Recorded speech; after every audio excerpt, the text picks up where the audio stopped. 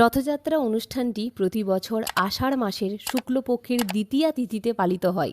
এই উৎসবে ভগবান জগন্নাথ, বলরাম এবং দেবী সুভদ্রার মূর্তি রথে করে মাসির বাড়ি গুন্ডিচা মন্দিরে নিয়ে যাওয়া হয়। ভক্তরা বিশ্বাস করেন যে এই উৎসবে যদি কেউ অংশ নেয় তাহলে তারা জন্ম মৃত্যুর চক্র থেকে মুক্তি পেয়ে যায়। রথযাত্রায় আমরা 3টি রথকে দেখতে পাই এবং এই রথগুলি নিম কাঠের তৈরি এবং প্রতিটি রথেরই নিজস্ব কিছু বৈশিষ্ট্য রয়েছে। যেমন জগন্নাথ দেবের রথটির নাম হচ্ছে নন্দী ঘোষ। এই রথে থাকে 16টি চাকা এবং এই রথটির উচ্চতা হচ্ছে 42 ফুট 2 ইঞ্চি এবং রথটি তৈরি হতে লেগেছে 832টি কাঠের টুকরো। অপরদিকে বলরাম দেবের রথটির নাম হচ্ছে তালধ্বজ এবং এই রথে থাকে 14টি চাকা। এই রথের উচ্চতা হচ্ছে 43 ফুট 3 ইঞ্চি এবং এই রথে 763টি কাঠের টুকরো ব্যবহৃত হয়।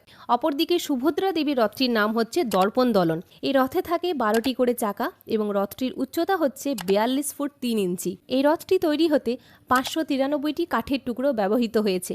উৎসবের সময় 3 দেবতা জগন্নাথ, তার ভাই বলরাম এবং বোন সুভদ্রার অসংখ্য ভক্ত 3টি বিশাল কাঠের রথকে মহাপথে গুন্ডিচা মন্দিরে টেনে নিয়ে যায়। সেখানে তারা 1 সপ্তাহ থাকেন এবং তারপর জগন্নাথ মন্দিরে ফিরে আসেন। এই যাত্রাকেই বাহুড়া যাত্রা বলা হয়। রথগুলি প্রতি বছরই নতুন করে তৈরি করা হয় এবং অক্ষয় তৃতীয়ার দিন থেকে এর নির্মাণের কাজ শুরু হয়। রথযাত্রার দিন ভক্তরা রথে যে রশি ধরে টানেন সেই রশির নাম কি জানেন? জগন্নাথ দেবের রথের দড়ির নাম হচ্ছে শঙ্খচূড়া নাগিনী, বলরাম দেবের রথের দড়ির নাম হচ্ছে বাসুকী নাগা এবং সুভদ্রা দেবীর রথের দড়ির নাম হচ্ছে স্বর্ণচূড়া নাগিনী।